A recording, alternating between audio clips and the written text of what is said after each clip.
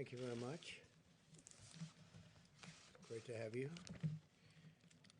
And thank you all for being here. My administration is taking new action to ensure that America has the medical resources and equipment needed to fight the global pandemic. It's been a brutal pandemic for over 150 countries all over the world. We've had great success over the last month. As you know, the millions and millions of pieces of equipment have been delivered successfully by us, purchased and delivered, and we've made it available to the states. And the governors have been very gracious for the most part, I would say. There are a couple that aren't appreciative of the incredible job. They have to do a better job themselves. That's part of the problem. But generally speaking, I have to tell you, the governors have been great. I just spoke to the governor of New Jersey, Governor Murphy, and he's very thankful. And Governor Cuomo has been very nice. They've really appreciated, I think, what the federal government has done. You look at the hospitals that are being built all over the country by the Army Corps of Engineers and FEMA. It's been really incredible. Nobody's seen it. They'll build hospitals in 2 or 3 days, portable hospitals. This afternoon, I invoke the Defense Production Act to compel General Motors to accept, perform, and prioritize federal contracts for ventilators. Ventilators are a big deal, and we've delivered thousands of them, and oftentimes you don't need ventilators very much. Hospitals don't have very many, and now we're turning out that we have to produce large numbers, but we've been able to do that, and we're going to be doing a lot more. This invocation of the DPA should demonstrate clearly to all that we will not hesitate to use the full authority of the federal government to combat this crisis. We thought that we had to deal with, as an example, General Motors, and I guess they thought otherwise. They didn't agree, and now they do. They do agree, and I think we might be able to pull it, but we let them know the way we felt, and they can't be doing that. We'll work in partnership with the private sector, but where an emergency exists, and it's very important that we get to the bottom line, and quickly we will do what we have to do and immediately exercise all available lawful authorities to get the job done. This afternoon, I also signed an executive order investing, and very, very strongly investing, the Department of Health and Human Services and the Department of Homeland Security with the full authorities available under the Defense Production Act to respond to the outbreak of the terrible virus, the invisible enemy, as we say. My order also establishes that Peter Navarro, a very trusted person from the White House, and he's done an incredible job for me in terms of negotiation, in terms of understanding where the world is going economically. But my order establishes that Peter will serve as National Defense Production Act Policy Coordinator for the federal government. That's a very important position, more important probably than it's almost ever been in our country. And so I want to congratulate Peter and his family. I know he's going to do a fantastic job. He's been doing that job over the last few weeks. Peter is a PhD in economics from Harvard, has a master in public administration from the Kennedy School, also from Harvard. And he's a tremendous guy, and he will do a fantastic job. And I'd like to maybe ask, before I continue, Peter to say a few words, please. Peter? Thank you, Mr. Thank you President. And of course, you know the Harvard joke, you can tell a Harvard man, you just can't tell them much, right? They can't tell. So anyway, on a serious note, let me just give you a little idea of the Defense Production Act and why it is so important. We are engaged in the most significant industrial mobilization since World War II. We have a wartime president fighting an invisible enemy, and we have the full force of government coupled with the full power of private enterprise bearing down on this problem for the American people, sir. What we had to do today with President Trump's order with respect to General Motors, I want to give you a little background on that. We need industrial mobilization to make adequate ventilators, particularly in the very short run, to help the people of New York, Detroit, New Orleans, Chicago, Denver, Seattle, all around this country as this virus bears down. And the ventilators really are the most important thing for patients who become most seriously ill. They are literally the lifeline for people. And I've personally been working with FEMA, and I've been working with HHS and over 10 ventilator companies, making sure we can get what we need as quickly as possible. And virtually every one of those companies has been cooperative, patriotic, moving in Trump time, which is to say as soon as possible, sir. But we did have a problem with GM and Ventec. On the one hand, we had Ford and GE moving forward on a similar kind of project, patriotically moving as fast as possible. Over the last several days, we ran into roadblocks with GM. We cannot afford to lose a single day, particularly over the next 30 to 60 days. So President Trump invoked the Defense Production Act as a way of enhancing and accelerating this mobilization. I salute him for doing so. It's going to make my job so much easier. For the most part, we've had tremendous cooperation from the private sector. Today, sir, was the right day to do it. Thank you, sir. Thank you very much. Thank you, Peter. And good luck. My administration is marshaling the full power of the American government, and we will do that, and that's what we've done, and we will continue to do it until our war is won. Economic, scientific, medical, military, and homeland security, all of this to vanquish the virus. We are working to sign contracts immediately with the major ventilator companies in the country, including GE, Philips, Medtronic, Hamilton, Zoll, RedMed, Hillrom, and Vyaire.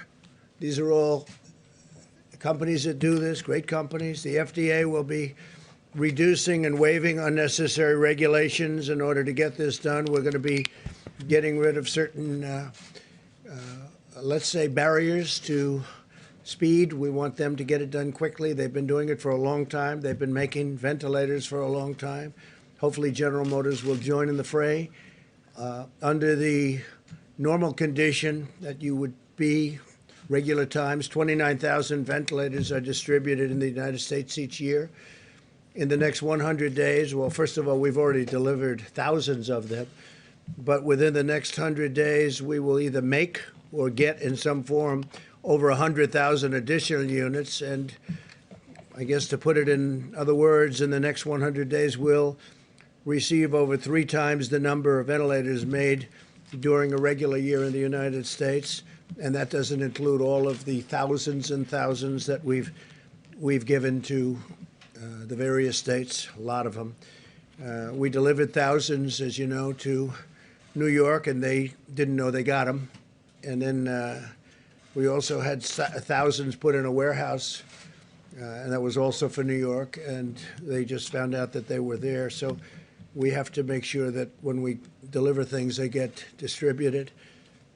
Earlier today, I spoke to the CEO of Boeing, Dave Calhoun, and Boeing will be producing and donating face shields to help our medical professionals on the front lines. These are actually pretty intricate in terms of the plastic and the quality of the materials. They're important. They've got to be top of the line, and they're going to do thousands of these a week. They've already tested the production, and they're ready to begin producing all of these shields. That's the plastic shields that go over the face. Well, Boeing is also offering us the use of their, what they call the Dreamlifter cargo plane. It's the largest plane in the world. And this is sort of a picture of it. They called up just a little while ago. And that can sort of take anything. That's the biggest in the world. And they're letting us use that for the distribution of product all over the country, especially the heavy product or large quantities of product. And Boeing will dedicate up to 3 planes to the mission of flying medical supplies anywhere we need it. Each plane can carry 63,000 pounds of cargo per flight. That's a lot of cargo. I also signed an executive order giving the Department of Defense and Department of Homeland Security the authority to activate the ready reserve components of the armed forces. This will allow us to mobilize medical, disaster, and emergency response personnel to help wage our battle against the virus by activating thousands of experienced service members, including retirees. We have a lot of people, retirees, great military people. They're coming back in who have offered to support the nation in this extraordinary time of need. And they come back in. They don't say how much. They don't say, what are we getting paid? They just want to come back in. It's really an incredible thing to see. It's beautiful. This afternoon, I also signed into law $2.2 trillion in urgently needed relief for our nation's families, workers, businesses, and Americans of every race, color, religion, and creed. And the $2.2 trillion goes to $6.2 trillion, depending on need. So it's the largest bill ever signed, and not just emergency relief, but of any kind. We've never signed a bill of that magnitude. And, you know, incredibly, it was 96-0 in the Senate, and it was essentially the same thing in Congress. They did it very quickly. In the House, they did it very quickly. So if you look at Congress, what they've been able to do, the House was voice vote, I guess they would call it, and something like that rarely takes place, and 96-0 in the Senate for the largest bill in the history of our country. That's pretty good. And I want to thank Republicans. I want to thank Democrats for coming together for the whole of the nation. And this is a great thing, a great victory. This is going to save companies that are incredible companies, but that are going to need some help because of what happened. A month ago, they were outstanding. They were having the best year they ever had. And then we got hit. And so we'll help them out. It's thousands and millions of jobs. It's millions of jobs. And I just want to thank everybody for working so hard. And that includes the people standing with me right here.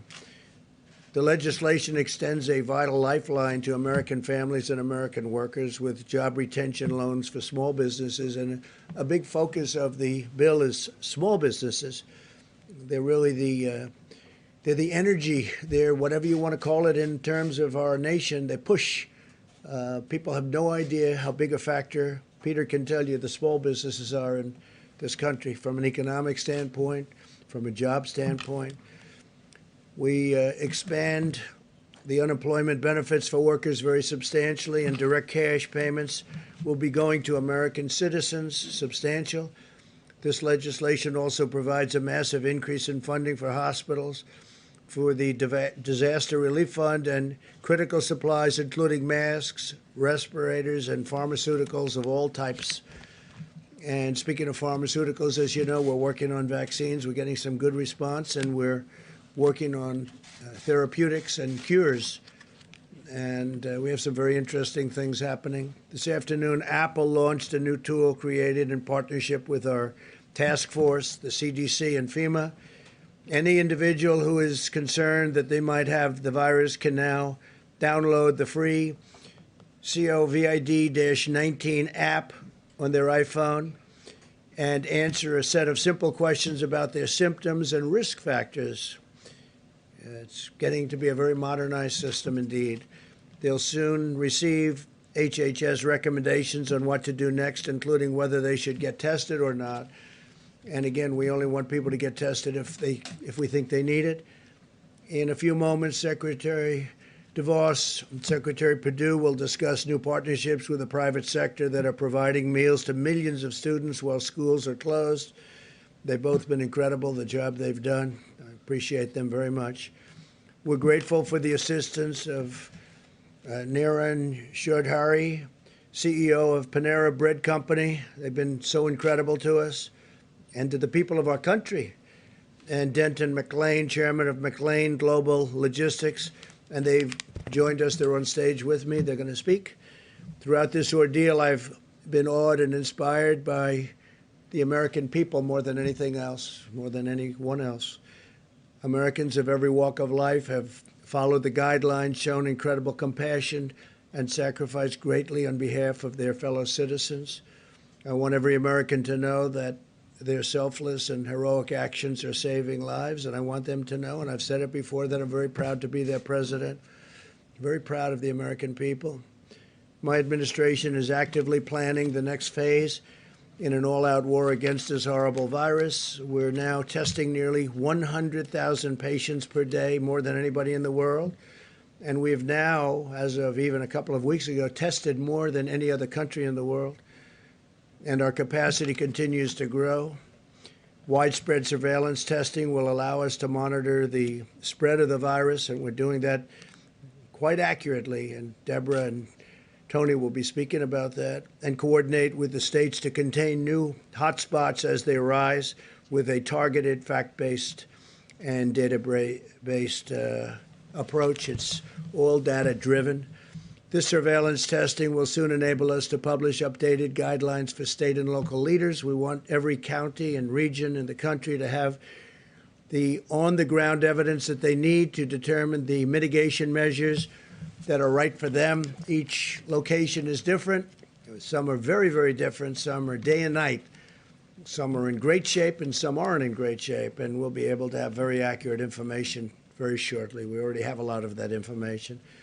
America is bravely battling this pandemic through cutting-edge science, medical innovation, and rational, deliberate, and determined vigilance. No effort will be spared in winning this war. We're going to win the war. Hopefully, we're going to win soon and with as few lives as possible lost. You see what's going on all over the world. You see the lives. You see Italy. You see Spain. You see all of these countries going through so much, going through such hell. And we're all in very strong communication. I can tell you our professionals are dealing with them every day, many of the countries. So many countries, but many of the countries we're dealing very directly and closely.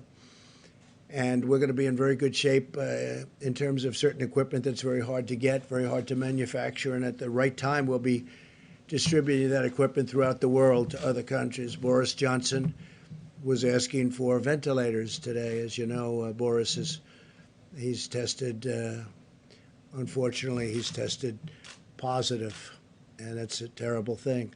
But he's going to be great. I'm sure he's going to be totally great.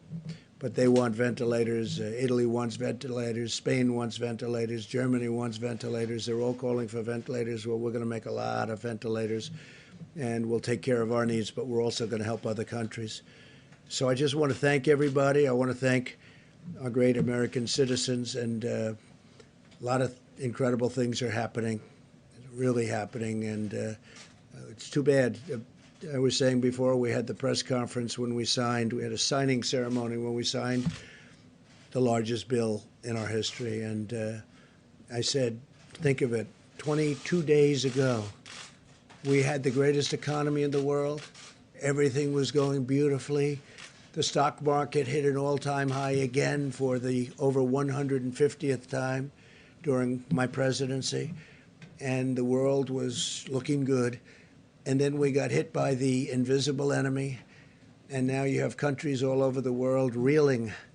But we're winning it, and we'll be bigger and better and stronger than we were even before. And we will also have apparatus in place that works. We won't have broken systems. We'll have incredible systems. So if this should happen again, and hopefully it won't, but if a thing like this should happen again, we'll be able to handle it very much more easily. So with that, I'll take a few questions. Steve, please. Tell us a little bit about these negotiations with General Motors. What were they reluctant to do, or was it a debate over cost or profits? Well, it got to be a debate over cost. We don't want to think too much about cost when we're talking about this. This is not cost.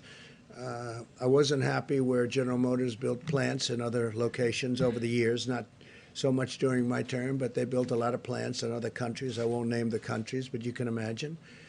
And so I didn't go into it with a very favorable view. I was extremely unhappy with Lordstown, Ohio, where they left Lordstown, Ohio in the middle of an auto boom because we had 17 car companies coming in, and then they were leaving one plant in Ohio. I love Ohio, and what happens, that became the story. Not that all these plants are moving in, but that you had one plant, they were leaving. And frankly, I think that would be a good place to build the ventilators, but we'll see. We'll see how that all works out. But so I wasn't too thrilled. And then we thought we had a deal for 40,000 ventilators, and all of a sudden it became 6, and then price became a big object. But Peter Navarro is going to handle that, and Peter will do a very good job. We'll see. Maybe they'll change their tune, but we didn't want to play games with them. Yeah, President? Mr. President, two questions for you. One on state quarantines and the other one on the search for a treatment. The first one, over the last 24 hours, governors in multiple states, including Florida, Rhode Island, have issued quarantine orders for travelers coming from other states. Quarantine orders, yeah. And they are intercepting people on highways, at airports. They say this is at the recommendation of your administration. Is that true? And if so, why doesn't your Well, I think administration I'm going to let Tony speak to that a little bit later, but we're being very strong on quarantine. We're being very strong on people not leaving, especially certain states, and going to other states where they have less of a problem. I mean, you're hearing constantly about people leaving New York and going down to Florida. And New York obviously is a hot spot. And that's why we're building all those hospitals in New York and all those medical centers in New York. So we'll let Tony answer that. But specifically, you have to understand, we're not playing games. John? Mr. President, if I could come back to the invoking DPA. This morning you tweeted about it, and I'm told it was coincidentally, not long after that tweet, Ventec and GM announced that they had reached an agreement to, at their Kokomo, Indiana plant, which is a clean facility that makes electronic equipment, produce up to 10,000 ventilators a month, with the first ones to be delivered in a couple of weeks. So why the need after that to invoke DPA? It wasn't after, it was before. And we just were not getting there with General Motors. We weren't getting there. We were getting there with a lot of other companies, and we have the people that are doing it for me in the room right here. And we can talk to you later about it. But we have to get these people on board. We're not looking to get into a big deal on price. We're not looking to be ripped off on price. We don't want prices to be double, triple what they should be. So General Motors, we'll see what happens. But now they're talking. But they weren't talking the right way at the beginning, and that was not right to the country. If I could just follow on that, Mr. President. Last night you told Sean Hannity you didn't think that there was a need for 30 or 40,000 ventilators, yet today you basically federalized General Motors to produce tens of thousands. Well, I think there's a very good chance we won't need that many. And I think, frankly, there's a great chance that we're not going to need that many. But you know what? There are a lot of other people that are going to need them. We have countries all over the world that are friends of ours, and we will help those countries. We're in a position to do things that other countries can't. So we have sort of an interesting position. We can make them because we're going to be making over 100,000 pretty quickly. So we can make them. And if we don't need them, John, that's okay, because we can help Italy and we can help UK, Boris Johnson specifically. I mean, when I say, how are you feeling? And the first thing Boris said to me is, we need ventilators. So surplus will be Oh, absolutely. We're not going to be keeping her. All over the world they want them, and we're in a position to make them, and other countries aren't. Okay? Mr. President, if I first can follow up on that, Governor Cuomo had said 30 to 40,000 ventilators is what he needed. He based that on the experts that were advising him. What are you basing your assessment that he doesn't need that many on? Well, if you look, and I think you can ask that question best of Deborah, but I think their estimates are high. I hope they're high. They could be extremely high. We're doing even hospitals based on pretty high estimates. You know, I'm doing them anyway. And as I told John, if we do not need them, that would be wonderful. We can help a lot of great people all over the world. We can help them live. But I think his estimates are going to be very high. We're going to see. Don't forget, we sent thousands of ventilators to New York, and they didn't know they got them. Then we sent thousands of ventilators to New York. They have a warehouse, a New York warehouse in Edison, New Jersey, which is an interesting thing. And we sent them to Edison, New Jersey. They were in the warehouse, ready to go, and New York never took them. So they knew they were there. So we have to get people lined up. But we've given that, and I'm not blaming New York. Look, this is something that's of a magnitude that nobody's ever seen before. But I'll tell you what, the federal government's done a hell of a job. So we sent thousands of ventilators to New York, and they didn't know about it at the time they were complaining. Thousands. We had 2,000, and then 2,000, and then 4,000, and they were going there in large numbers. And then before that, we sent many thousands. We want to have so many that we do have more than we need, because we can send them to other great countries, that have been our friends, and they'll never be able to do it themselves. Yeah, please. Some of the governors are not appreciative of what the federal government's done, and you've suggested that some of these governors are not doing everything they need to do, like that these governors are at fault. Can you be specific? What more in this time of Well, I think we've done a great job for the state of Washington, and I think the governor, who's a failed presidential candidate, as you know, he leveled out at 0 in the polls. He's constantly chirping, and I guess complaining would be a nice way of saying it. We're building hospitals. We've done a great job for the state of Washington. Michigan, all she does is she has no idea what's going on, and all she does is say, oh, it's the federal government's fault. And we've taken such great care of Michigan. You know the care we've taken of New Jersey. I think if you ask Governor Murphy of New Jersey, how are we doing? I think he'd say great. I think. He's a Democrat. Governor Cuomo has really said we're really doing a great job. And I saw the news conference where he was thanking the people from FEMA, the people from Army Corps of Engineers this morning. I mean, they built a hospital like in 3.5 days. And it's a big hospital in the Javits Center. And they're building medical facilities in different parts of New York. And Governor Cuomo's been appreciative. But, you know, a couple of people aren't. We have done a hell of a job. The federal government has really stepped up. But what I'm asking is, what more specifically do you want the governor of Washington, All I want them to do, very simple, I want them to be appreciative. I don't want them to say things that aren't true. I want them to be appreciative. We've done a great job. And I'm not talking about me. I'm talking about Mike Pence, the task force. I'm talking about FEMA, the Army Corps of Engineers. There's no country in the world could have done what the Army Corps of Engineers has done and is doing. Now they're going in and building they're going into hotels and renovating hotels. That should be for governors to do. That should be for states to do. We have the Army Corps of Engineers so teed up and so stocked up, and they're really psyched, and they're incredible. And there's no games with these people. They're in there screaming, get it done, get it done. There's not like sitting around taking it easy. These are workers. These are incredible people. So I think the Army Corps of Engineers, when somebody, for political reasons, wants to blame, I view that as blaming these incredible people. Nobody's ever seen it. I don't know if you've been to the Javits Center. Now, I've seen it. I would love to go there, but with all that we're doing, we will be tomorrow at the hospital boat. We have this incredible hospital boat. It was supposed to be ready in 3.5 weeks because it's under maintenance, a big maintenance contract. We were able to get it done quickly. We were able to stock it up to the top, and it's leaving tomorrow at 2 o'clock. It's leaving Virginia. It'll be in New York on Monday, weeks ahead of schedule. I think even the media, I think the media and governors should appreciate it. And I have to say, the media's been pretty good, and the governors have been really good, except for a couple.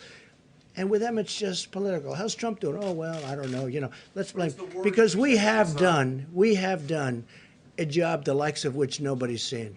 So it's the words they're saying that you're concerned about. I think they should be appreciative, because you know what? When they're not appreciative to me, they're not appreciative to the Army Corps, they're not appreciative to FEMA. It's not right. These people are incredible. They're working 24 hours a day. Mike Pence, I don't think he sleeps anymore. These are people that should be appreciated. He calls all the governors. I tell him, I'm a different type of person. I say, Mike, don't call the governor of Washington. You're wasting your time with him. Don't call the woman in Michigan. Well, it doesn't make any difference what happens. The governor of Washington? No, you know what I say? If they don't treat you right, I don't call. He's a different type of person. He'll call quietly anyway, okay? But he's done a great job. He should be appreciated for the job he's done. Yes, ma'am. Given that older Americans are advised to stay at home and avoid travel, is it absolutely necessary for you to go to Norfolk, Virginia tomorrow to wave goodbye to the ship? No, but I have spirit for the country. We have sailors, we have doctors on that ship, we have everything. I'm not going to be jumping around in a huddle. But, yeah, I think it's a great sign. The President of the United States, they got a ship out of maintenance, completed all the work in a fraction of the time. It was supposed to be there for 3.5 additional weeks. So they got it done, and it's in great shape. And they're sending it up. So the answer, it's a good question. It's a fair question. I just feel that as the leader of our country, when they can do work like they've done, and they've been working all day, all night, medical supplies, everything, loading up that ship, I don't think it's the worst thing in the world. It's right down the road practically, right, Virginia. And I think it's great if I go to Virginia. I guess I can take helicopter or plane. It's like a tiny trip. And I think it's a good thing when I go over there and I say thank you. It doesn't mean I'm going to be hugging people, and it doesn't mean that I'm going to be shaking people's hands. But I think it sends a signal when the president is able to go there and say thank you. So, we'll be careful. Peter? Mr. President, on the stockpile of supplies for a pandemic, yesterday from the podium, you blamed your predecessor, saying that when you arrived as president, you said, quote, "We took over an empty shelf." You've been president now for more than 3 years. Why didn't you and your administration fill that shelf? Yeah, I did. We did fill it twice. We filled it twice, and we've been distributing that for literally a year. So why are we We've in been this position, filling I guess out. Americans are Nice asking. question, Peter. Thank you very much. We've been filling it out, and we've been filling that stockpile many, many times. It's been filled many, many times, and now what we're doing is something different because I think it's better. We'd fill it, so it comes from wherever the point of manufacture or whatever is. We fill it. And then we go, now it's full, now we take it and we distribute around. Now what we're doing is we have an emergency. We're saying, go direct, go direct, go direct. We fill it only where necessary, but now we're trying to go direct. So they drop it off in New York, or they drop it off in Michigan, they drop it off in Virginia, wherever it may be, Florida. Well, Florida's getting a lot of things. And we're finding it's a much better system. But we filled and we've stockpiled many, many times. Yeah, we ended up with an empty shelf. Yes, please. You spoke to Chinese President Xi yesterday. What did he tell you in terms of data that he's going to share and Yeah. how they got the number of cases to go down? So I had a great conversation with the president of China last night, pretty late in the night. It was fascinating to me. You know, they have it's a different kind of a world. It's a different form of government, to put it mildly. We talked for a long time. We talked for at least an hour, I guess. And one of the things I was asking him is, you know, when did you notice that this was happening? We talked about the whole concept, how it happened, when it happened, what was the most effective use? I mean, was it the fact that, you know, distance the best thing? We talked about everything. And he's gotten and developed, because they're ahead of us from the standpoint of time. It happened there actually long before it happened here. By the way, it would have happened here a lot sooner had we not kept those people out, the Chinese people coming over to the country, had we not kept them out. But we talked about it because he's had additional experience of having been much earlier. And he's developed some incredible theories, and all of that information is coming over here. A lot of it's already come. The data, we call it data. And we're going to learn a lot from what the Chinese went through. Our relationship with China is very good. We also talked about the trade agreement, but I must tell you, this whole invisible enemy has taken over the world. Nobody cares about trade. Nobody cares about anything. You want to talk about trade, they immediately get back to this. So we really did. We talked about trade. You know, they're starting to buy very heavily from the farmers under the agreement, under the trade deal that we just signed. But honestly, me, all of us, everybody's talking. You turn on television, you read the papers, it's all about this. And you know what? It probably should be mostly about this. It's hard to talk about, hey, how you doing with buying from the farmers? They have started very, very large buying, as you probably have read. But what we really focused on was this. I also said, how have you done with cures, and how have you done with respect to vaccines? We discussed that. And, you know, they're doing like we're doing. They're working on it very hard. They think they have some interesting things have been determined, and we'll see what happens. But we talked a lot about vaccine. We talked a lot about possible cures. How good would that be? I mean, that's game changer. So we'll see. And by the way, we have various things happening right now having to do with cures and vaccines, and I think we're doing very well, especially in the vaccine thing. I think we're very close. But as Tony will tell you, that's a long testing process. So we'll see what happens. You to suspend tariffs. He never asked me to suspend tariffs. No, we're taking in billions of dollars. He never did ask me that. John? Mr. President, on Monday will be the end of the 15 days to slow the spread of the virus. Do you expect that you will simply renew the guidelines, or do you expect that there could be some modification to those? So, John, I'll be sitting down with this brilliant woman and this brilliant man, and lots of brilliant people that work with them, I think, right, Deborah and Tony? And we'll be sitting down on Monday or maybe Tuesday, depending on which is the best for everybody, and we'll be making that determination. Okay, we'll be making it. And by the way, obviously, we're not doing it for New York. You see, New York is just coming into this really heated situation. We're building a lot of things in New York right now that nobody thought would ever be building. A lot of things are happening in New York. So obviously, but we are talking about possibly other parts of the country which really aren't affected to any major degree. Or maybe we won't do that because maybe at the advice of a lot of very talented people that do this for a living. They won't want to do that. They won't want to expose anything. They want to do it all at one time. These are the kind of things we'll be talking about. So for people at home who are wondering, how long are we going to have to live like this? What advice would you give them? Well, it depends. We do want to flatten the curve. We want to see that curve start heading down in the other direction at a minimum. And we really have to talk about areas of the country that have not been affected or certainly have had a very small effect. And we'll see. I certainly want to get it open as soon as possible. I don't want it to be long, but we also want it to open safe. Otherwise, what did we do? So could it be months?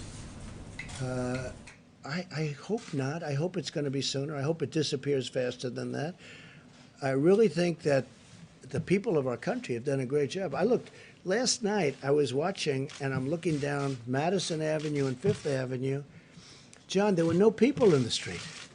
I mean, normally you wouldn't be able to see the sidewalk. There'd be cars all over. It'd be like rush hour stuff. I'm looking at it, and I'm saying, I can't believe it. There are no cars. There are no people. There wasn't one person on Fifth Avenue walking down the street. I've never seen that before. You know, I guess maybe at 1 o'clock in the morning, 4 o'clock in the morning maybe, but I've never seen that before. The people have been incredible. They've really been, when you talk about distancing, social distancing, I mean, you know, we don't have a law. We're not going to put them in jail, and yet they're really, I think there's two things. Number one, they are afraid, and number two, they really are wanting to win this thing. Yes, please.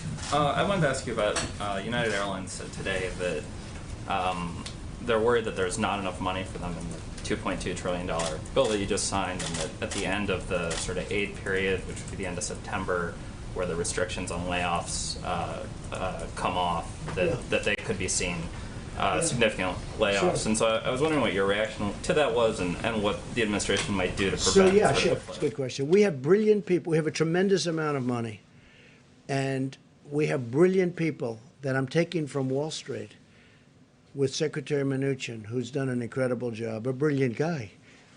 I'm taking from Wall Street. People that I've known, that you all know, the top people in the world. They don't want money. They don't want, I mean, will they get something? I guess maybe they'll get, who knows, peanuts, what they want compared to what they would normally get. I'm taking the smartest, the most brilliant people in the world in finance, and they're going to be dealing. I'm not going to hire somebody that's never done it, that's a political person or anything else. We're getting the most brilliant financial minds in the world. I know all of them. You know all of them. I mean, you read about all of them. I guess some you don't read about, and they're probably the smartest of them all. But the fact is, we're taking these brilliant people, and they'll be dealing with United, and they want to help. Look, the airline business, I'll tell you right now, the airline business has always been a tough business. It's always been a very tough business, tough to make money with. It's got every barrier you can have, that business has. But for our country, it's very important. We have to take care of our country. We need the airlines to stay. It's also big for jobs. So we will be able to handle United, and we'll be able to handle Delta, and we'll be able to handle all of it. We have plenty of money. Now, will we end up owning large chunks, depending on what these great geniuses decide, along with the executives of the different companies? You know, it's possible. And they'll make a better deal on the loan, but the taxpayer will then end up owning a big chunk of companies. As an example, Boeing. Boeing, until a year ago, was the greatest company, I think, in the world by far. There wasn't anything close. I believe it was 1% of GDP, okay? Think of it. One company, 1% of GDP.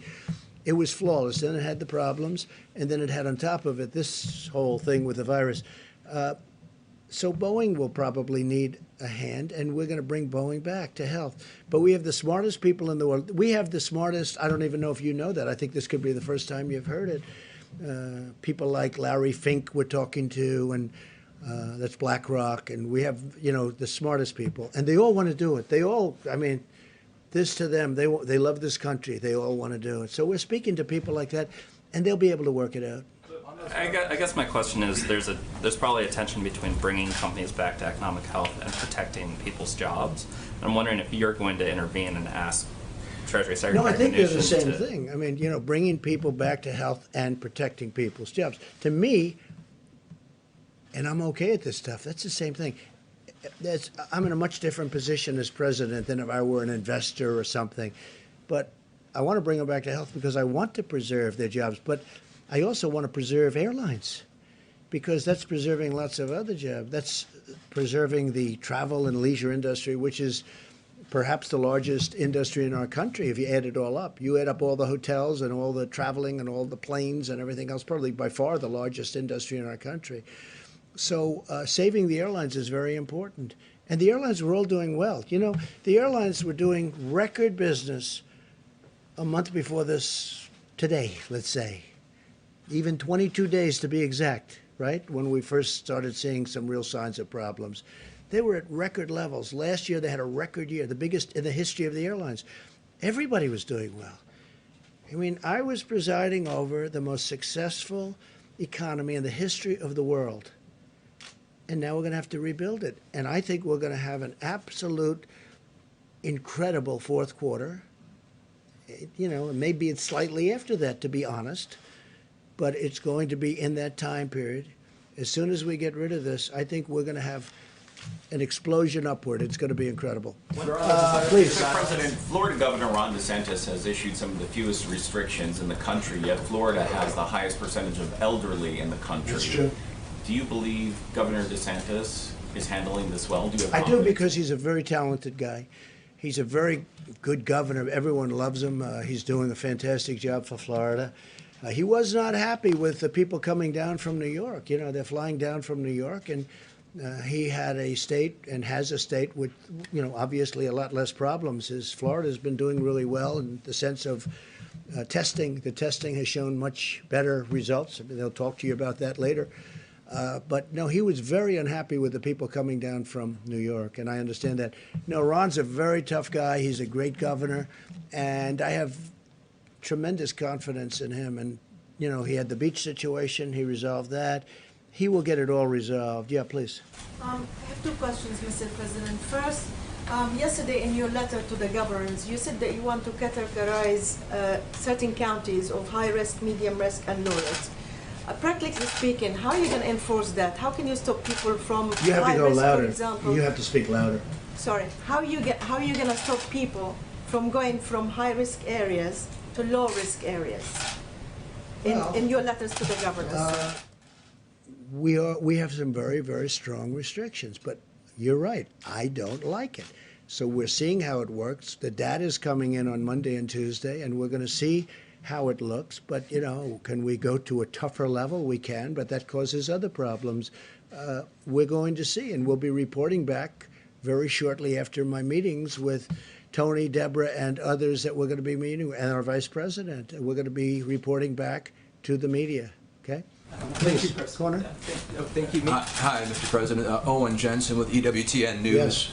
Yes. Millions of school kids across the country are home, including my own, bored, restless, learning a little bit online, but it's better in the classroom. You know that.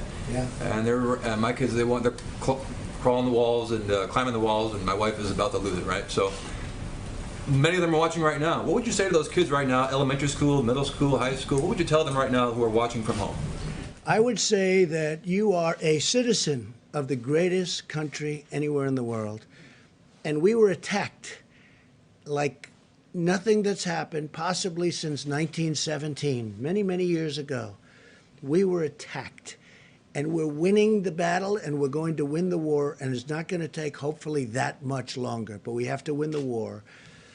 And I would say that they have a duty to sit back, watch, behave, wash their hands, stay in the apartment with mom and dad. They look like they're lucky to have you as a father. And just learn from it. But, you know, the young people have been tremendous. Some of them are very happy not to go to school. You understand that. Perhaps yours, perhaps not. But we have literally had no problem. But again, they should just sit back and be very proud of our country because we're doing it for them. You know, ultimately, we're doing it for them more than anything else, if you think about it. The other thing that's nice, and the one thing that has come out, and I learned this, again, it was reaffirmed by President Xi last night in my conversation. The young people are really, it's an incredible phenomenon, but they are attacked, successfully attacked, to a much lesser extent by this pandemic, by this disease. this, whatever they want to call it. You can call it a germ, you can call it a flu, you can call it a virus. You know, you can call it many different names. I'm not sure anybody even knows what it is. But the children do very well. It's almost the younger they are, the better they do. I guess the immune system is, sadly for some of us, their immune system is stronger. But actually, I'm very happy about that. But they have been attacked, for instance, the Spanish flu. And if you look at the H1N1, the swine, if you take a look at the swine flu, which was, as you know, not so long ago, that attacked very strongly young children, kids, middle-aged people, everyone. Age is a factor here, so your children should be in good shape. But just tell them to be very proud of the country, okay? Just to follow up real quickly, when does the risk become an acceptable one to allow people to go back to their lives? Maybe Well, we're Dr. going to make that Fauci- determination. And you're going to have something to do with that. And look, we're going to be guided also. You have some real strong feelings. The media, I'll tell you what, the media generally, I mean, I've impressed, a lot of the media has been fair. I'm not used to fair treatment in the media. I don't know. I don't know how to handle it. But the media has really been, overall, I think the media has been pretty fair. Some not. I mean, I could tell you who, but what's the point? But the media has really been fair. I mean, they view this as that we're all in a problem together, and we're going to win. We're going to win. Please. Yes, thank you, President Trump. New York is currently the epicenter of the outbreak in the U.S. with about half of the cases. Yeah. Yesterday, Kellyanne Conway laid a lot of the blame for that on the mayor, pointing out that he told people to go about life as normal and he resisted closing schools and businesses.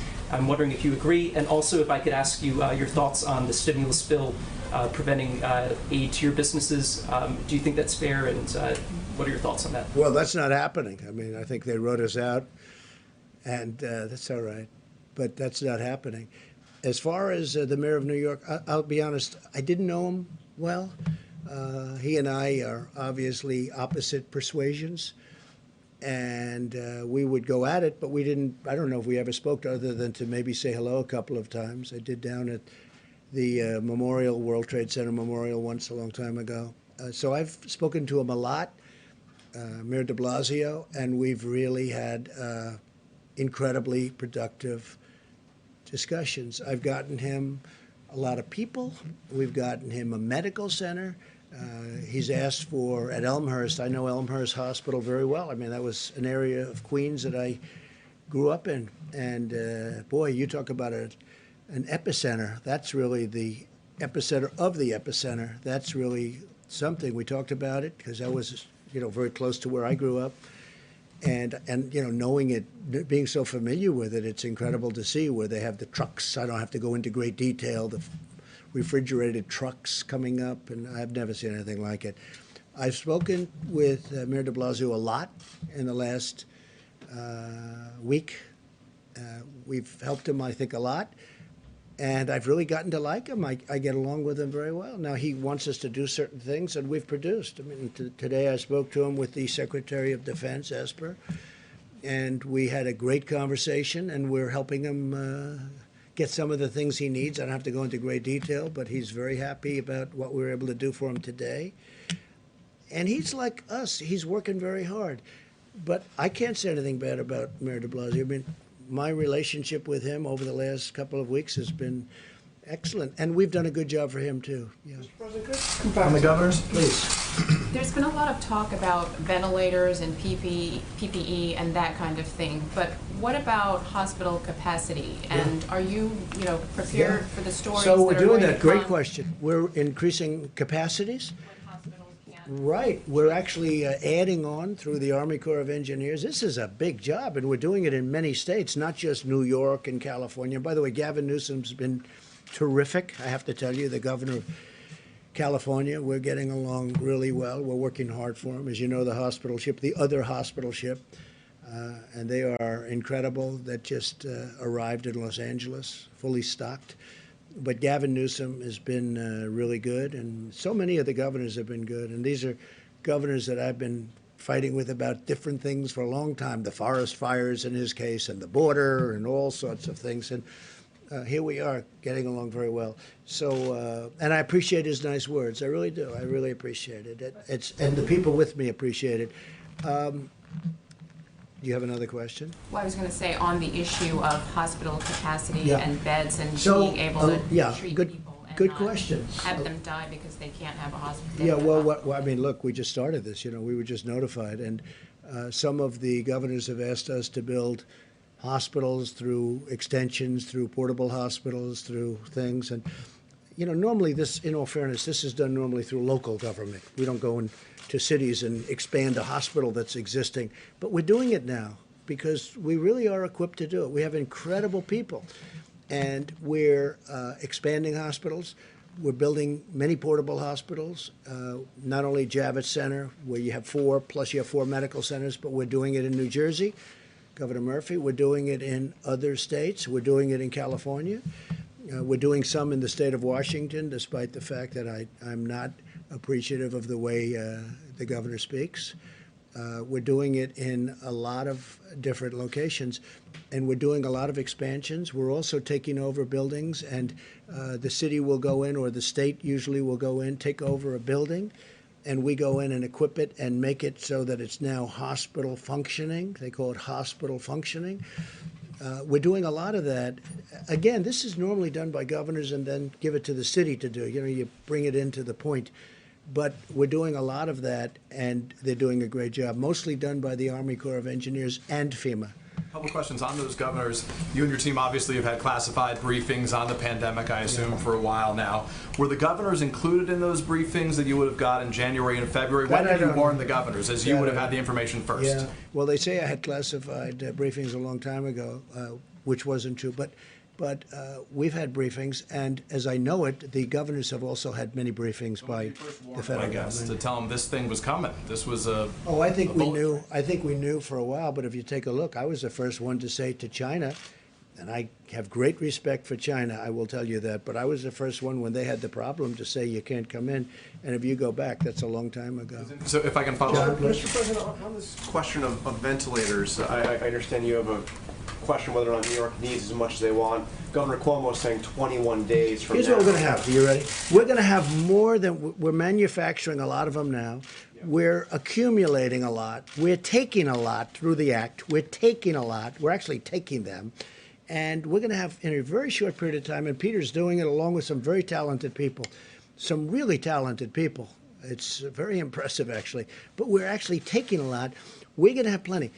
And if for some reason, John, if for some reason you're going to need even more, we're going to be prepared. As an example, we've given out thousands and thousands, which I think you'll know. We accumulated thousands. We give them out.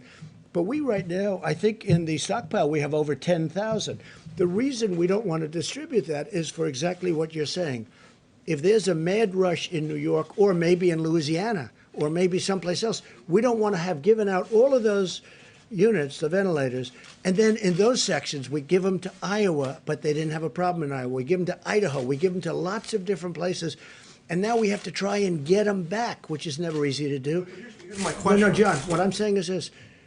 We are prepared for things that nobody has any idea that we'd be prepared. And you know what? When I took this over, it was an empty box. We didn't have testing. We didn't have anything. We had a broken system there. We had a broken system of stockpiling. We had a lot of broken systems. And I'm not just blaming President Obama. You go long before that. But in all fairness to all of the former presidents, none of them ever thought a thing like this could happen. But we have right now 10,000 ventilators in stockpile.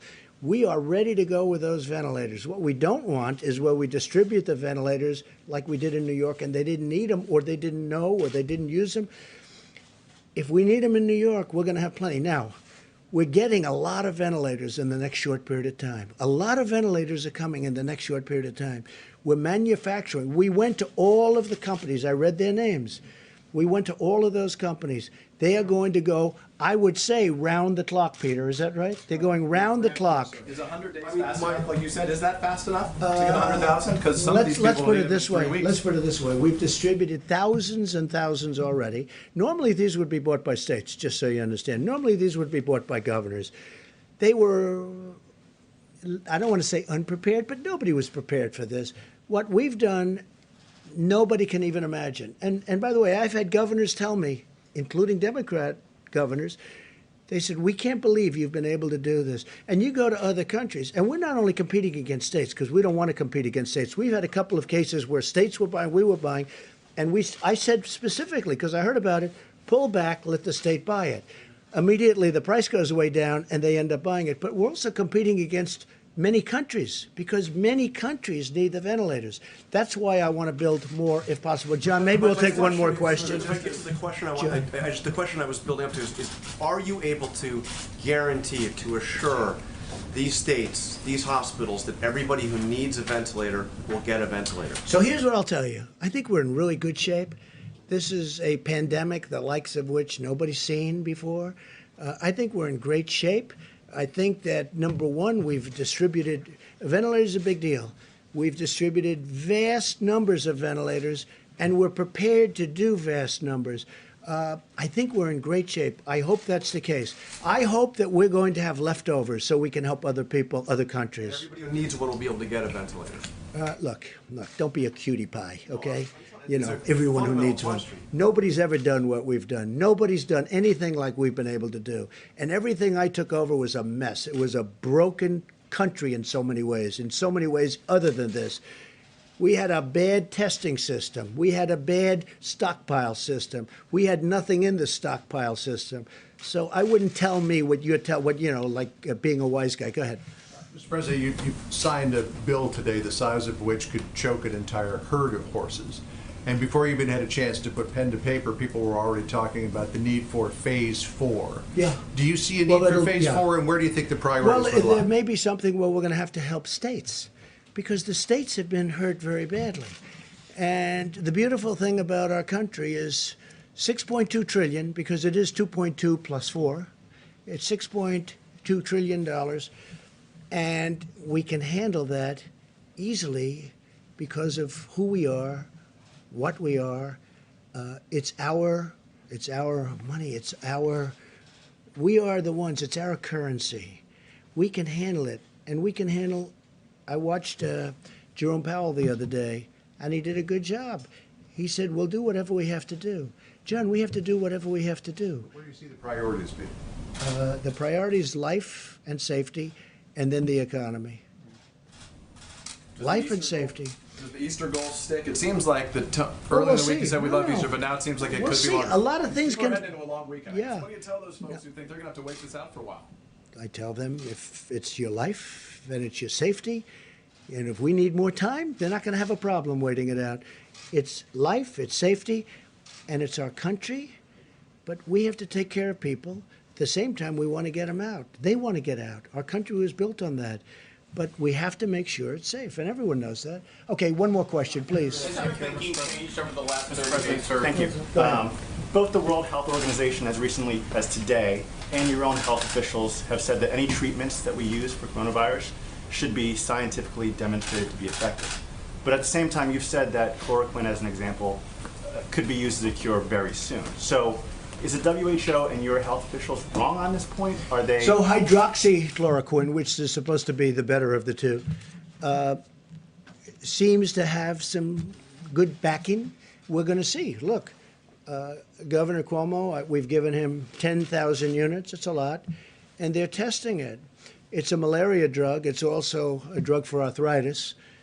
And it's phenomenal for those two things, as you probably know, especially for malaria. But we're going to find out soon. I hope it works. There are signs that it could be doing well. They are testing 10,000 units. It's a lot. And I tell you what, I want to thank the FDA because they approved it immediately. Based on the fact that it was already out for a different purpose, they approved it immediately. So, look, hydroxychloroquine is a very powerful drug for certain things. And it's a very successful drug. There's reason to believe that it could be successful here. Now, the reason I disagree with you, and I think Tony would disagree with me, but the reason I disagree with you is that we have a pandemic. We have people dying now. If we're going to go into labs and test all of this for a long time, we can test it on people right now who are in serious trouble, who are dying. If it works, we've done a great thing. If it doesn't work, we tried. But this is not something that's going to kill people. So we can go in and we can test, or we can take our time. When I was with the FDA, you know, they indicated that, well, we'll start working on it right away, and it could take a year. I said, what do you mean a year? We have to have it tonight. If we don't have it tonight, I want to test it immediately because it's on the market in a different form. So we know that. So from a safety standpoint, at least, we know that. But you're talking about giving it to people who in many cases are dying. So we want to do it the way. This is sort of like right to try. We got right to try approved.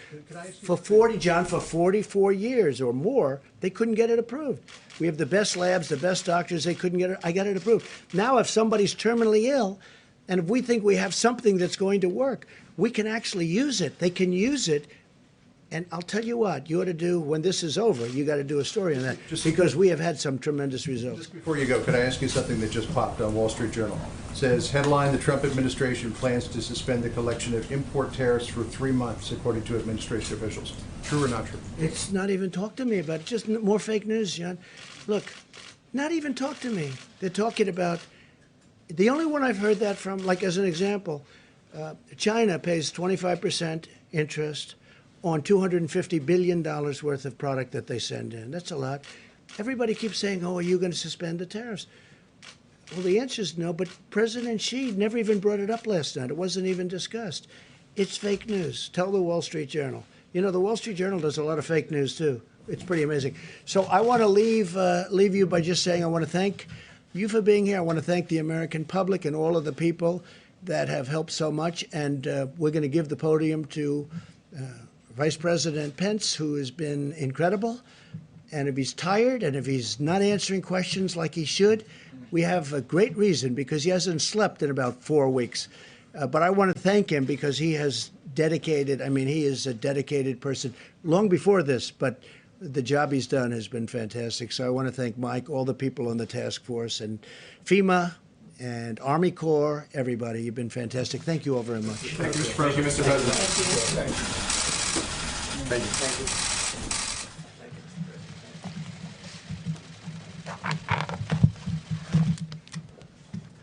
Well, good evening, everyone, and thank you, Mr. President. White House Coronavirus Task Force met today. We continue at the President's direction to focus on slowing the spread of the coronavirus through mitigation, expanded testing, and ensuring that our healthcare workers have the supplies that they need. With cases now in all 50 states and more than 50% of cases in the New York area, it's more important than ever to adhere to the guidance of state and local authorities. And for every American, the best thing that you can do, young or old, is put into practice the President's coronavirus guidelines for America. It is the way that each of us can do our part. Since we last spoke, as you all know, the President signed the Coronavirus Aid, Relief, and Economic Security Act. This makes direct payments available to American families. The average family of 4 will receive a direct payment of some $3,400. It also covers payroll for small businesses across the country for a period of several months, so that even if the business is closed, they can continue to have a loan which will be completely forgiven if they keep their whole team on the payroll. There's support for critical industries, for hospitals, and for states as well. As of this evening, the President has issued 12 major disaster declarations, most recently for the states of Maryland and Missouri. And on the subject of vaccines, Emory University in Atlanta today began enrolling volunteers in a phase 1 clinical trial of another possible vaccine for the coronavirus.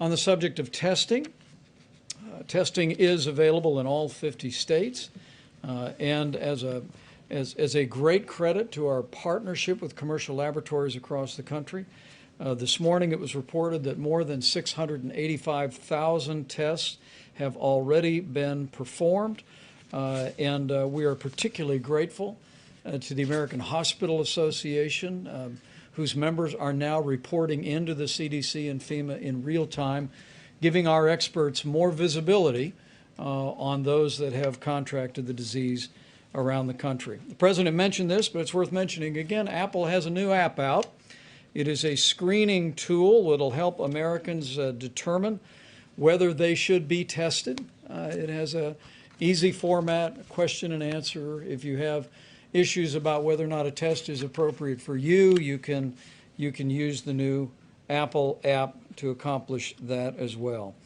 On the subject of supplies, the President spoke about the priority that we're placing on personal protective equipment and especially ventilators, and I will not add to that. I can tell you that this weekend we'll be reporting on aggressive efforts that our supplies stabilization task force at FEMA is taking to import medical supplies from around the world. We're working as we speak on an airlift from a number of countries around the globe to deliver very important medical protective equipment to the United States. At the present moment, you've heard the numbers, but from the Strategic National Stockpile, we distributed more than 7 million N95 respirators or masks, more than almost 3 million face shields, more than 8,000 ventilators, and donations to the Strategic National Supply. We mentioned Apple donating some 9 million masks that can be used by healthcare workers, but Merck recently announced plans to donate 500,000 masks, USPS 500,000 masks, and a little company called Puritan in Maine is actually in the business now of manufacturing swabs. So businesses large and small all across America are rising to the challenge. As the President noted, he will attend the embarkation of the U.S. Navy ship Comfort tomorrow from Norfolk. The U.S. Navy ship Mercy arrived in Los Angeles today. We will continue to focus resources and supplies on those areas around the country that have seen significant outbreak. But let me send a word to hospital workers around the country. We continue to hear anecdotally and occasionally see in media reports people who have concerns that their hospital may be running short on personal protective equipment in the days ahead. We just encourage you to alert your hospital administrator. Hospital administrators, please alert your state health director. Tonight, Administrator Gaynor at FEMA will be speaking to all of the state emergency directors in America to talk about the availability of resources, but also encouraging them to have a plan to perhaps even use their National Guard to move medical equipment from storehouses to hospitals. We'll be working very closely with state emergency managers on issues of logistics. But today, we're fortunate to be joined by two members of the Cabinet who have been very busy making sure that the children of America have the meals that they need while school has been suspended in so many places around the country. Secretary DeVos and Secretary Perdue are going to share some exciting news and progress that we've made in feeding children who need nutrition assistance while schools are closed. The truth is many underprivileged kids would not be getting school meals apart from the fact that as we stand here today, our administration has approved waivers for all 50 states to give them flexibilities to work with local partners to get meals to children that are in need, and also a nationwide waiver to allow parents to pick up meals. But what's most exciting today, as our two cabinet secretaries will reflect, we have private sector partners, a few of whom are with us today, who are helping us speed important meals to children and to families around the country. You'll hear in a few moments from the chairman of McLean Global Logistics and also the CEO of Panera Bread about the work that they are both doing to literally deliver millions of meals to American families. It's truly an inspiring story, and I look forward to hearing it from them and sharing it with you. But it's just one more example, as President Trump said, that we'll get through this, and we'll get through this together.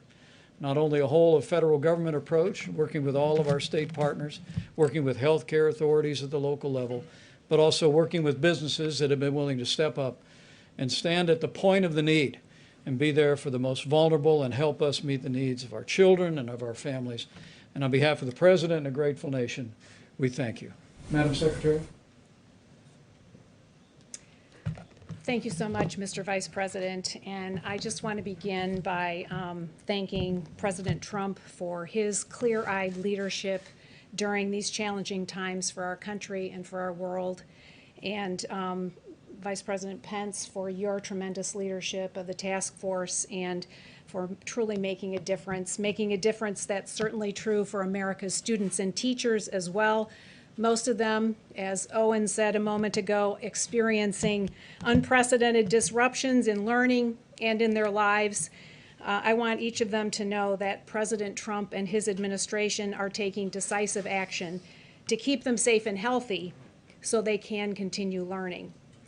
We must rise to the challenge of educating all children from all walks of life who all of a sudden are in many, many different learning environments, and they're counting on all of us to find solutions. I'm really pleased to be here today for the announcement of another terrific solution initiated under the President's leadership. Secretary Perdue is going to share details of this public-private partnership, but before that, I'd like to provide a few additional comments and talk about the work that the Department of Education has been doing on behalf of students, parents, and teachers during this national emergency.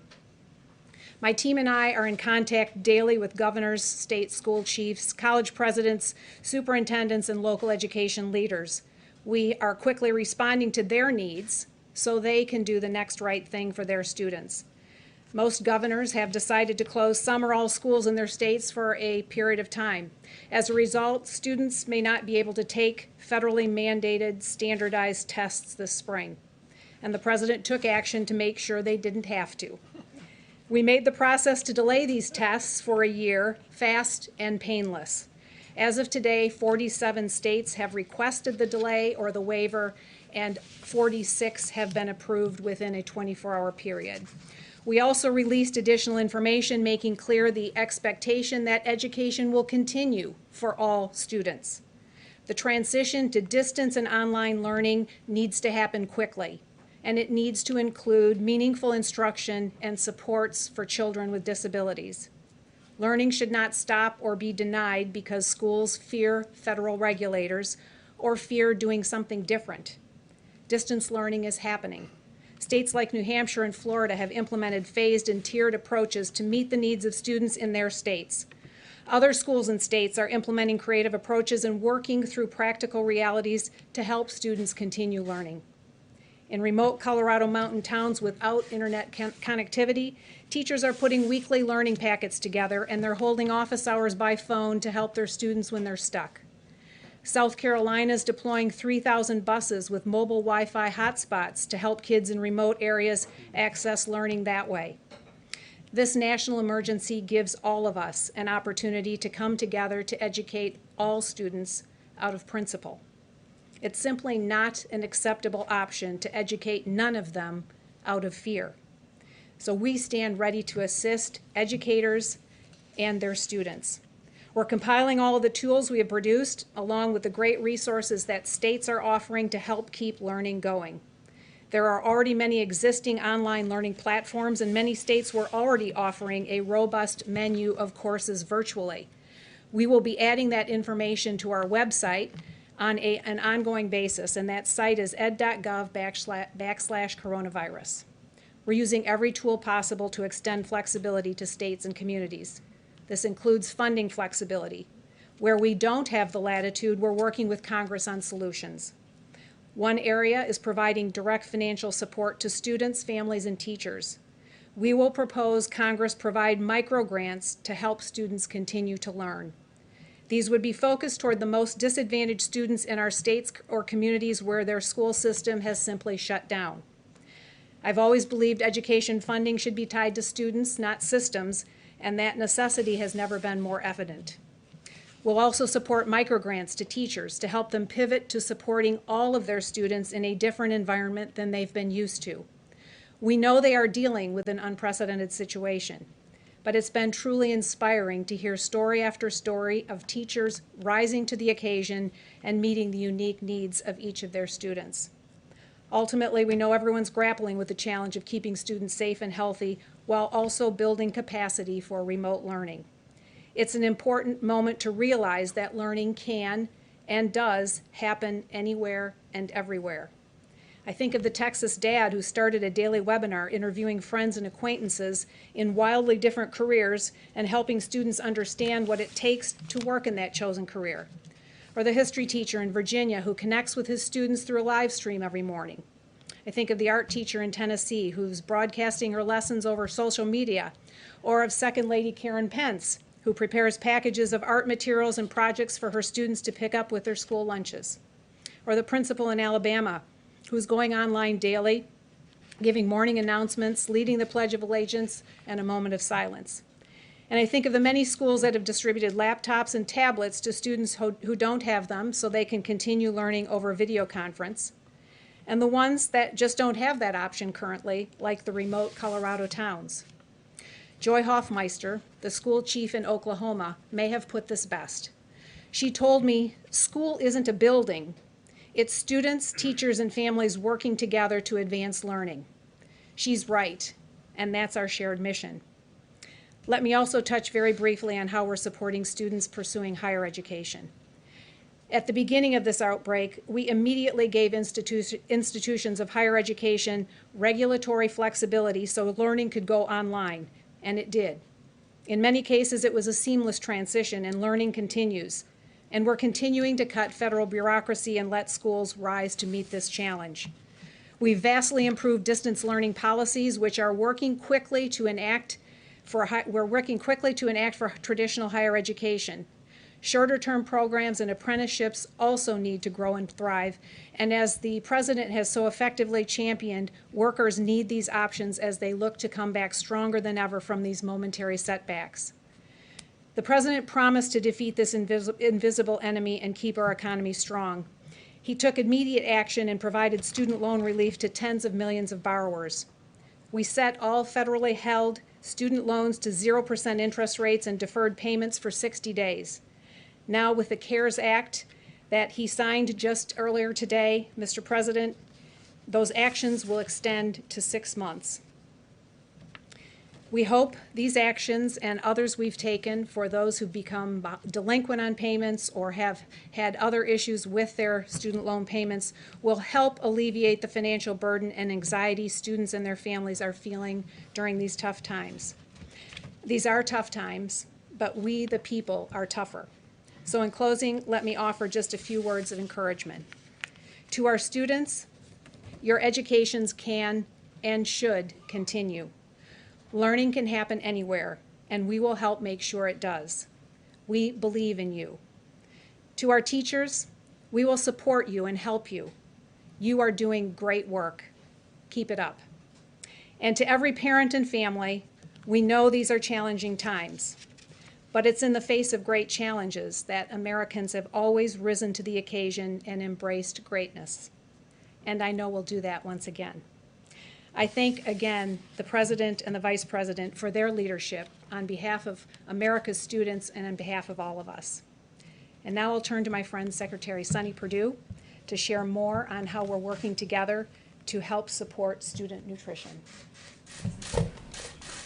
Thank you very much, Mr. Vice President. While our dedicated educators are out there trying to continue to fill our kids with knowledge even when they're not in a school site, USDA is working very hard to continue to fill their tummies.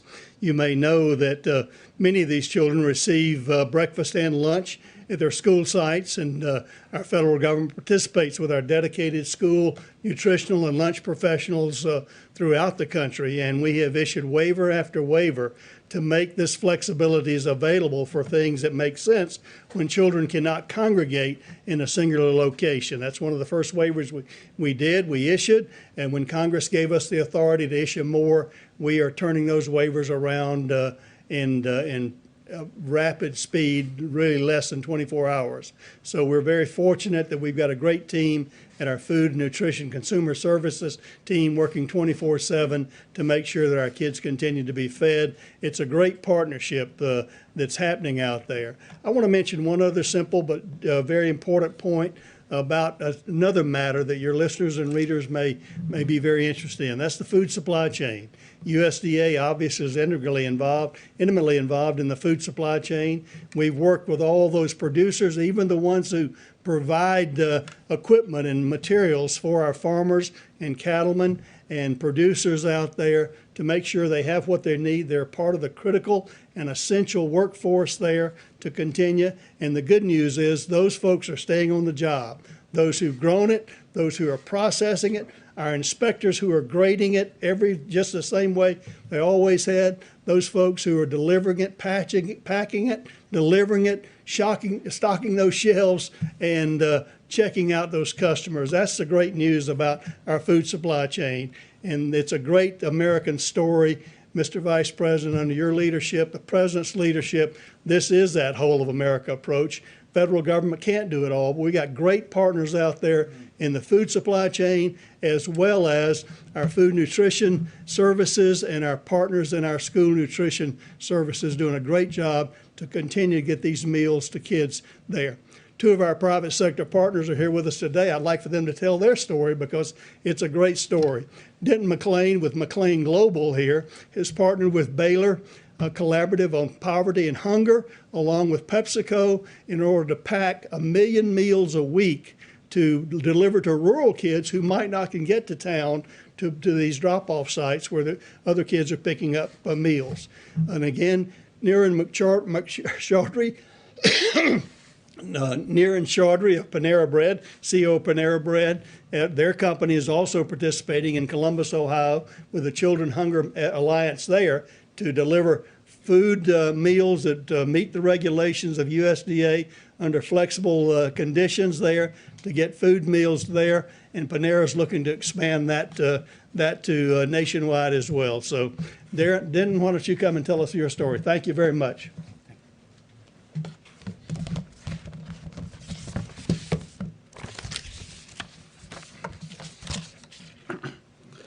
Thank you. Mr. President, Mr. Vice President, Secretary Perdue, and Secretary Voss. Right now, there's a lot of focus on our large cities and the enormous challenges that they face. But imagine this. You live in Iberia Parish, Louisiana, or you live in the Nome Borough in Alaska. Your schools are closed, and normally your children get 2 meals a day at school. Both parents are working from home, but mom and dad just can't get to town where meals are being offered for pickup. That's about to change, and change for the better. Because of this USDA program, McLean Global will source, secure, receive, organize, assemble, package, label, and then deliver boxes straight to a child's home. And here's another big difference. For the first time, we'll be able to offer shelf-stable meals that will last 2 weeks. That's a true game changer for rural families. It's happening because of the President's order to do whatever it takes to get the job done. Everyone knows that tons of paperwork can be like lighter fluid for a great idea, and this is a great idea. We field tested it in 2019, and it worked. You've heard today about the administration's work on this project. Here are some other important partners in this effort. We have Baylor University. They will provide sponsorship and oversight. In addition, we are deeply appreciative to UPS and the United States Postal Service, and we are joined by PepsiCo Company to help get this accomplished. Because of this collaboration and our tireless employees, I can report to you the boxes are ready to ship. And after all, this is all about the children who must be fed during this crisis. We stand ready to serve. Thank you, Mr. President and Mr. Vice President, for caring about the specific needs for the children who live in rural America. Thank you. I want to welcome Niran Chaudhry, CEO of Panera Bread. Good evening. Thank you, Mr. President and Mr. Vice President, for your leadership. It's an honor to be here, and I'm deeply grateful for the opportunity. This is an extraordinary time, and I passionately believe that at such times we must all come together and do our very, very best to contribute and make a difference. At Panera, our mission is simple. It is about ensuring that good food is accessible to everyone, especially those who are the most vulnerable, such as children, and especially at a time like this. And we are absolutely determined to make a difference in this regard. Today, we are announcing a partnership with USDA and Children's Hunger Alliance to serve freshly prepared, wholesome meals to children in the entire state of Ohio to begin with, and hopefully after that to expand that program across many other states in the country. I do believe that the human experience, indeed life, is all about having resilience in the face of adversity and also having the tenacity to just keep going, to just keep going. And at Panera, our associates and our franchise partners live that spirit every single day. They are resilient and they're tenacious. And on their behalf, I pledge that we are committed to do the right thing for the country and help serve those who need it the most at this very important time. We are ready to serve. Thank you very much. Outstanding. Thank you so much. Thank you so much. Thank you for your business's incredible generosity. And I'll actually allow the two business leaders to step out if you'd like. We appreciate you so very much on behalf of the President and a grateful nation.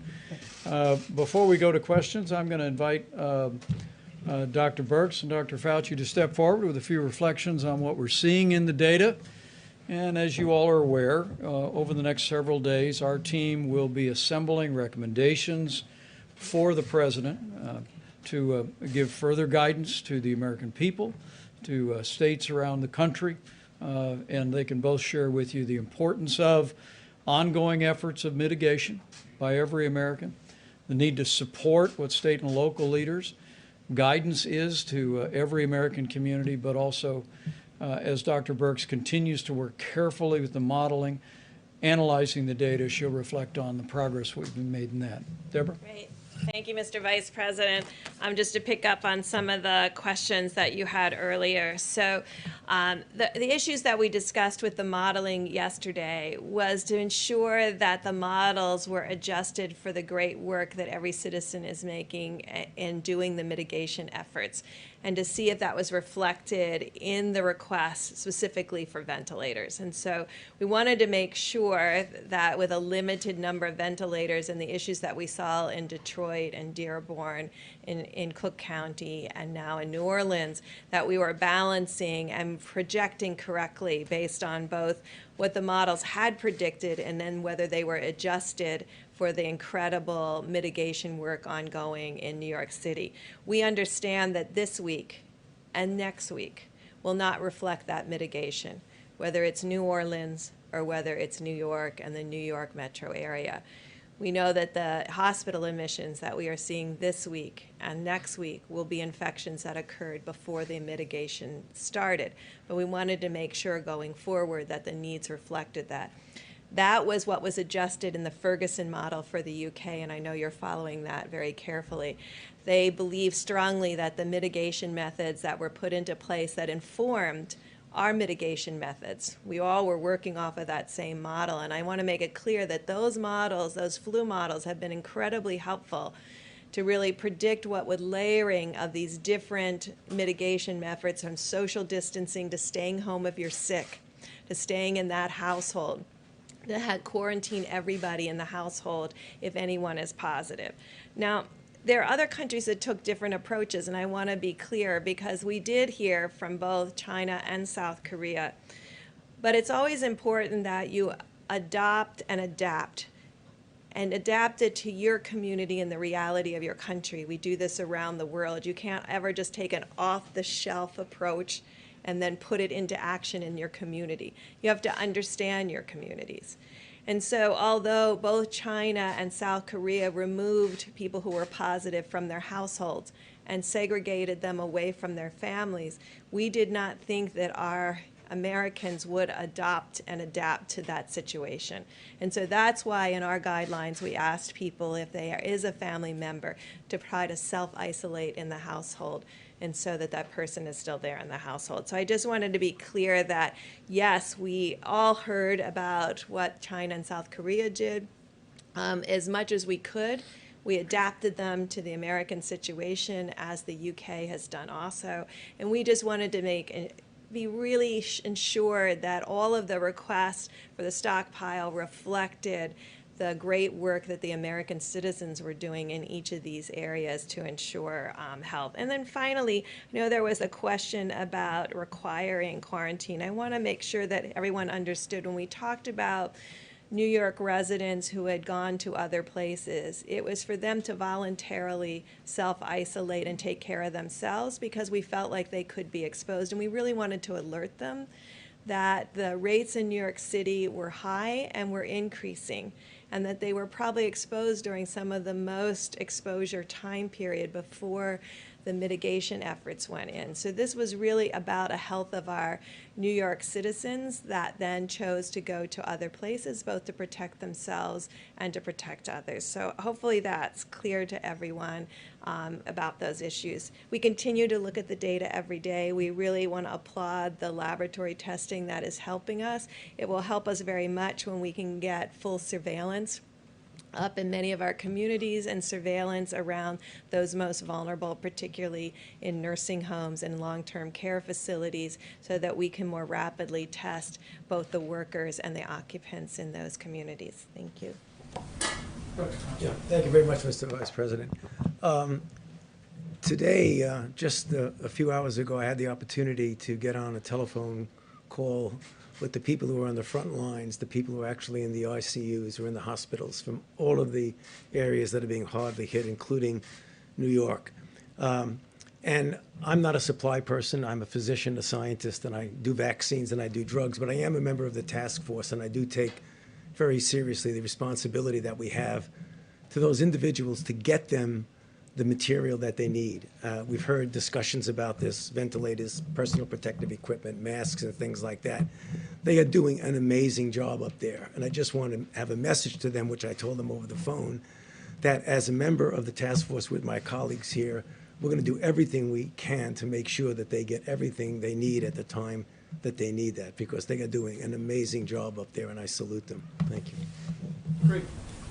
We'll take a few questions. John, just do a quick one to Dr. Burks. Yes, please. I asked you, I think it was about 8 or 9 days ago, about the data from all these tests, and you had suggested that there would soon be a website where we would see all the data. Are we closer to that? When do you expect that? Do you have any data to give us tonight? 'Cause as far as I can tell, this has not been publicly released yet. Yeah, no, thank you. I've learned as Tony has described, we've learned that when a community is educated, we all do better together. And so it's important to get that information out when we start talking about where the virus is, what the % positives are, and really inform communities so that they can make decisions, so that people can take protective measures for themselves and for their families. And I find that it's important, yes, for us to have the data, but it's equally important for the state and local governments as well as the communities. We are still, because we worked very hard to get it into the first bill, but it was changed to state and local labs, and obviously 95% of all the tests are being done in the commercial labs. So in this recent bill that was just approved, it is mandated that all commercial labs need to report. And so you'll have that data when we get the data comprehensively from all the commercial labs. Well, it was passed today, so hopefully we'll expect it tomorrow. Guys, only one more question. Dr. Fauci? About the guidelines, if I can, Dr. Burks or Dr. Fauci, whomever, what is the testing standard here? Are you going to need to test people who are well or only people who are symptomatic? Obviously, let's say in an Omaha, 10 people walk into a hospital, 5 come in, they're all tested positive, 5 go home, they may still be positive. What is your standard in order to make these recommendations? So I'm glad you asked, because the important thing about testing, it only tells you if you're positive or negative that day.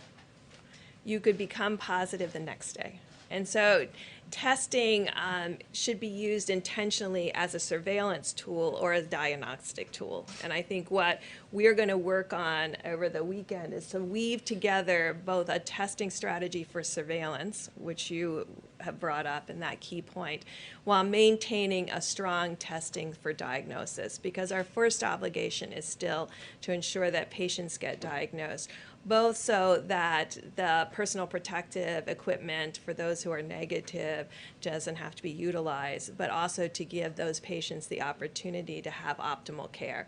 And I think Dr. Fauci mentioned this a few minutes ago. The things we have learned over the last just 3 months, was a lot of information about how best to ventilate patients. I think that has been shared across communities and across clinicians around the globe.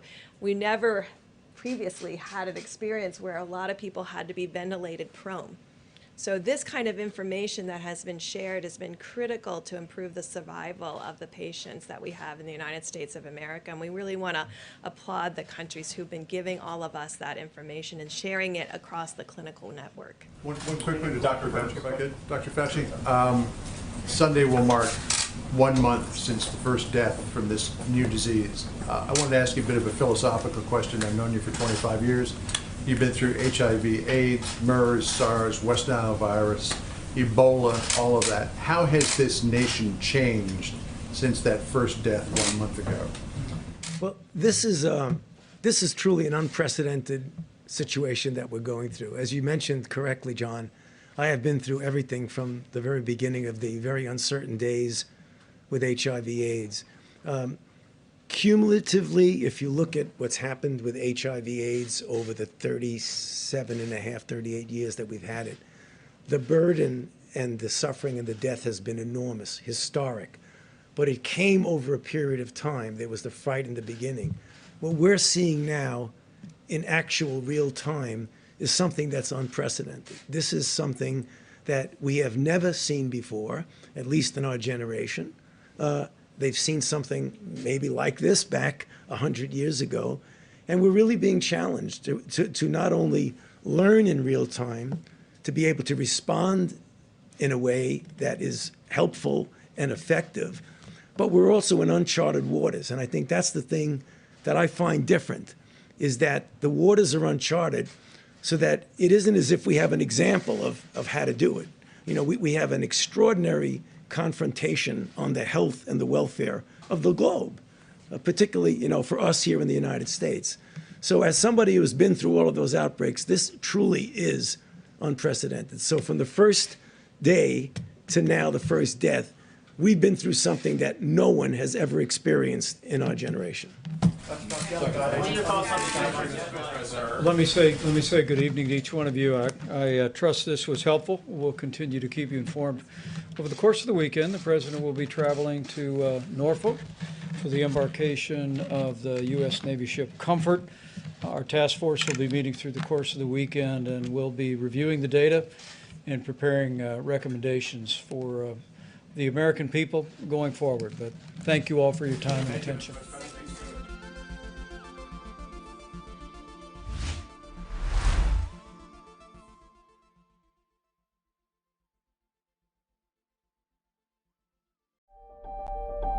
Querida Argentina, cuando has venido a verme, a veces has decidido quedarte.